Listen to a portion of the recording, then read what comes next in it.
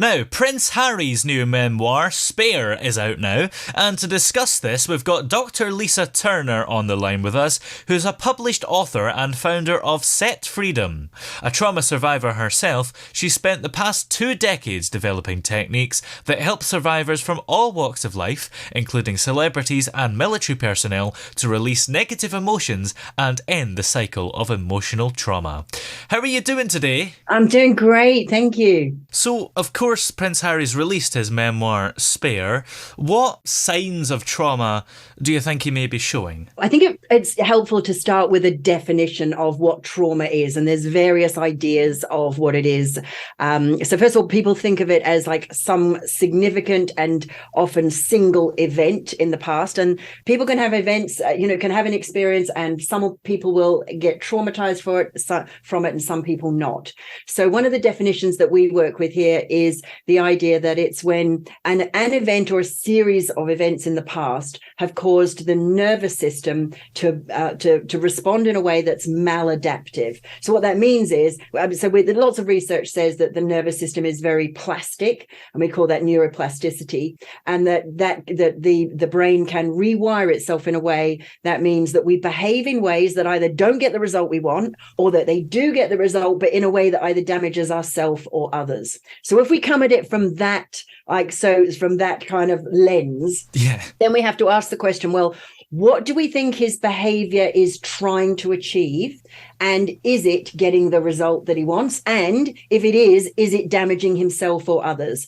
And based on that, I think that there are signs that there is probably some kind of trauma going on. Happy people tend to just make other people happy around them, and they've got good boundaries, so they don't, they are happy themselves, they don't let others impact their own happiness. Whereas people who are hurt people hurt others. Now, whether that's unintentionally, just because they are so present to their own pain, they're not aware of what they're doing, the impact of their behaviors on others, or they do it intentionally because they're trying to get something. Now, and again, we have to be really careful not to take sides, because I think what I'm seeing in the media is a lot of people saying what he did is a bad thing, what they did is a bad thing, he's a victim, no, they're a victim. And it's like, hang on, actually, what if we just come at this from a perspective of, well, what do we think he's trying to achieve? Well, the chances are, like most of us, he wants to have the experience of being loved. And for whatever reason, he doesn't experience that from his family. Now, that doesn't mean that they didn't love him. It just means that's what his behavior is suggesting. That's certainly what he's saying. And then we look at, when you look at the things he's done, the Oprah interview, the Netflix series, the book, and all of the interviews, it does look like he is actually almost looks like he's trying to hurt people. And although he's not saying that, his words are saying, I just wanted to say my point of view. I just want my story. I want to tell my story. So he's trying to get in control of the narrative. But one of the things he said, I want a reconciliation, but they have to apologize first. And I've heard that several times. And I think that suggests that, and anytime you want somebody else to do something to make you feel okay, then first of all, that's never going to work, right? Even if they do it, it works only short term. And so what we're seeing with, to answer your question about, do we think he has trauma?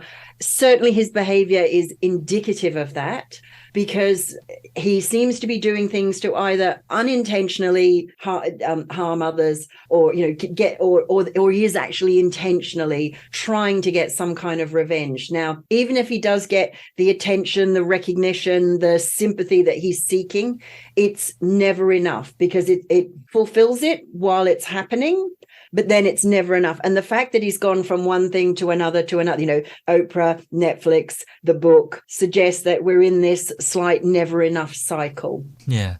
And does this turn him into a bully, or is that a bit of an extreme word to use? It's really difficult for me to say, because anything we say is speculative, but I will say, what I will say is that I have what I call weaponizing your victimhood, which kind of turns the victim into a bully, happens. It is a thing that happens. Now, he's clearly trying to portray himself based on the language that he's using and the events he's relaying, trying to portray himself as the victim, whether it's to his family or the paparazzi, the media, British culture, social media, being racist. He's trying to portray that he is a victim to a whole series of events.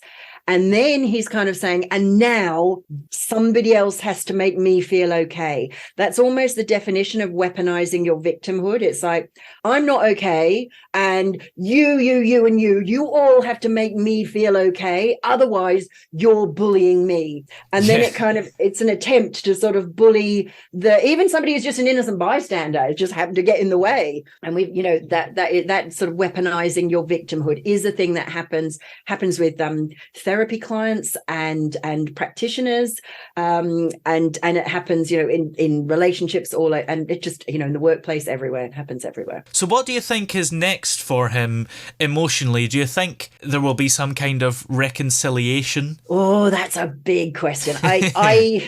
I think, based on what I know, the little that I know, that unless he works to somehow really heal the trauma, and there's a lot. One of the things I think he's trying to heal his trauma, and I think he's trying to do that either through suppression, dissociation, and catharsis. But the problem, and the book is possibly a form of catharsis, but I don't know that it's working. And there's lots of research and evidence to suggest that just talking about your problems doesn't actually heal them. And here at CETfreedom, we've developed a modality that resolves and clears trauma by we use the neuroplasticity of the brain to rewire it so that it's as if it never happened. Not that, I felt bad, now I feel better. It's actually as if it never happened. And CET stands for conscious emotional transformation, and that clears in a matter of hours what other modalities might take years. And it restores people to wholeness. And I think what we're seeing in Harry is, it doesn't appear to me that he's coming from a place of wholeness, because people who are whole, they just kind of radiate and exude love and joy, and they want other people to feel whole and good. So that's kind of not what I'm seeing. So what would be great for him would be if he restored himself to wholeness. Well, where are we able to find out more information about you and CETfreedom and everything? Yeah, so CETfreedom, easy to find. We're CETfreedom.com, and on there we've got a nice little evaluation, and it's your emotion. It's determines your emotional resilience, and it also has a little measure in there of if you have any signs of trauma, because the signs of trauma are quite they're not necessarily what you'd think. So that's quite a powerful little tool there. So that's CETfreedom.com. Excellent. Well, many thanks for coming on today. It's been great to have you on the show. Thank you so much.